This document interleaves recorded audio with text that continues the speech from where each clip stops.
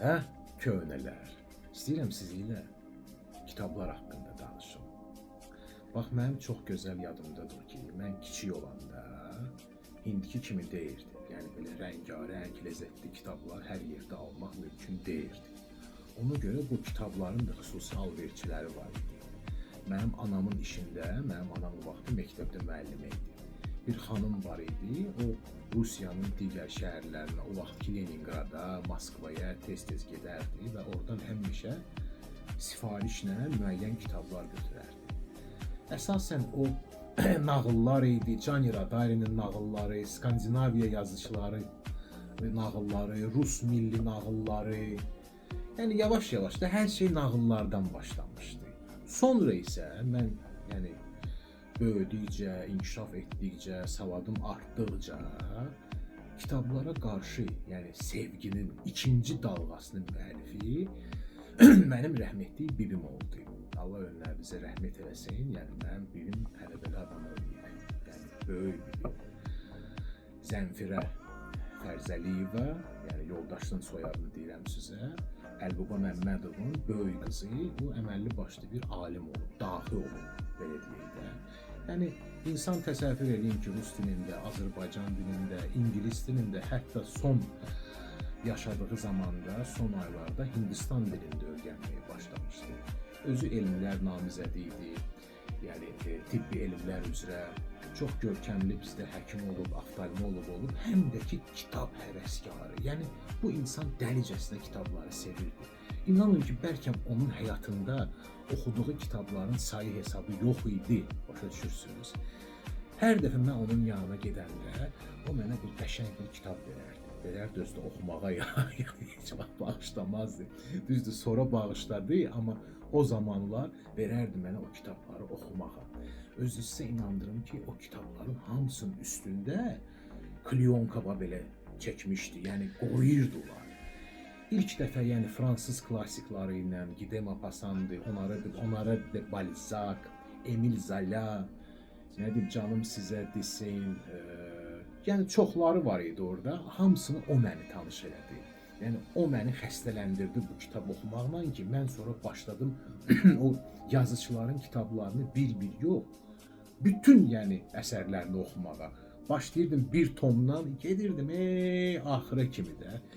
Hər dəfə mən kitab oxuyanda məni o kitab o qədər aparırdı içinə ki, inanın ki, elə bir vaxt olurdu ki, bir hansısa kitabı oxuyanda bir gecənin içində bir qalın bir kitab tam şəkildə onu oxuyurdum da. Başa düşür. Yəni mən orada yaşayırdım.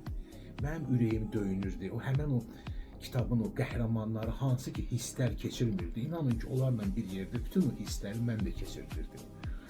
Onu da mən sizə deyim ki, vaxt var idi, mən digər yerlərdə olub ki, mən gecə növbəsində işləmişəm, gecə çalışmışam. Bax, həmən o sakit gecələrdə demək olar ki, mənim fikirlərim zaten bax o kitab qəhrəmanların yanında idi. Çox əfsuslar olsun ki, indiki cavanları bu kitaba cəlb eləmək çox çətin bir məsələdir. Mən məsələn çalışıram öz oğlumu kitaba cəlb edeyim, kitab oxumağa cəlb edeyim, amma ki, hələ ki, çox böyük bir problemdir. Amma ki, bir nəfər var, bax bu bizim ölkəmizdə, özü o da köhnələrdəndir ya, Allah ona can sağlığı versin, oradan da çox dəyərli insandır, özü də öz üzərinə çox böyük bir yük götürür.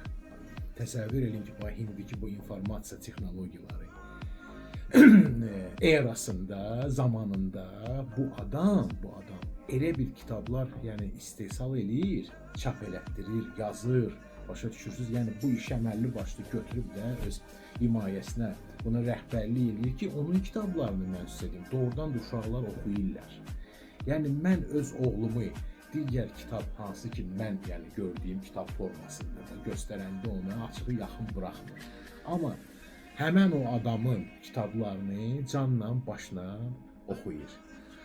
Sağ olsun Bəhram əmi, axır ki siz bildiniz də çox güman ki, mən kimdən danışıram. Bax bu yeni il qabağı da yəni mənə çox böyük bir hörmət elədi. Mənim ürəyimcə olan elə bir hədiyyə verdi mənə ki, hansı ki məni şəxsən çox şad elədi. Daha uşaqlardan danışmıram. Yəni uşaqlar da çox böyük məmnuniyyətlə onun o kitablarını oxuyurlar. İstəyirəm sizə indi bax bir-iki ekzemplyar göstərim. Baxın, məsələn, bax birinci mənim diqqətimi bu cəlb elədi. Şəhərdə davranış qaydaları. Mən sizə deyim, bu çox önəmli məsələdir ya. Yəni uşaqlarımız əgər hələ ertədən bunları hamısını oxusalar heç pis olmaz. Digər məsələn, bax bu kitab məni cəlb elədi. Quranda adı keçən heyvanlar. Bax buyurun, Bəhram Bağırzadə. Yəni çoxdur burada, əslində mən sizə deyim. Özü də hər bir dildədir. Rus dilində də var, ingilis dilində də var. Valla baxın, bax görün. Bir dənə bunu fikirləşin ki, yəni bu çətin zamanında Bəhram Bağırzadə nə boyda yük götürüb də öz üzərinə. İnandırım sizi, yəni özünüz başa düşürsünüz də indiki zamanda bu kitab bəlkə də satış üzrə, yəni kommersiya baxımından, gəlir baxımından bəlkə ən son məhsuldur.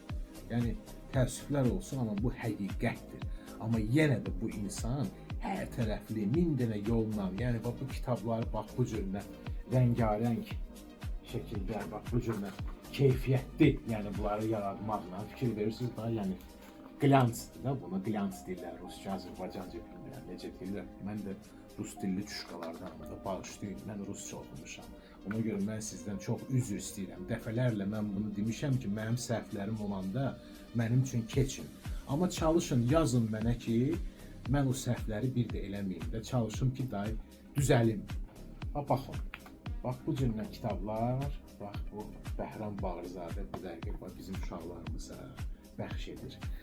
Mən zəng elədim buna, çox zəng eləmədim, açığı ses yazısı göndərdim, ona təşəkkür bildirdim də və o da mənə bir dənə sözlər dedi də, inandırım sizə. Bir dənə elə bir söz dedi ki, mənim qulağıma bilirsiniz, yəni bal kimi yatdı da o da. İndi bu videonun sonunda mən həmən bax o Bəhram Bağırzadə, mən ona deyəndə ki, sənə təşəkkür eləyirəm, uşaqlar çox şad oldu sənin bu hədiyyəni görəndə, görün mənə o nə cavab verdi. Yəni o cavab da belə bilirsiniz necə cavabdır. Əsl bax belə köhnələrə layiq olan cavabdır. Bu qədər qəlbdən qəlbə qarşıdan gələn də yeni iliniz mübarək olsun. Yeni ildə neyniyim, necə eləyim deməyəsiniz.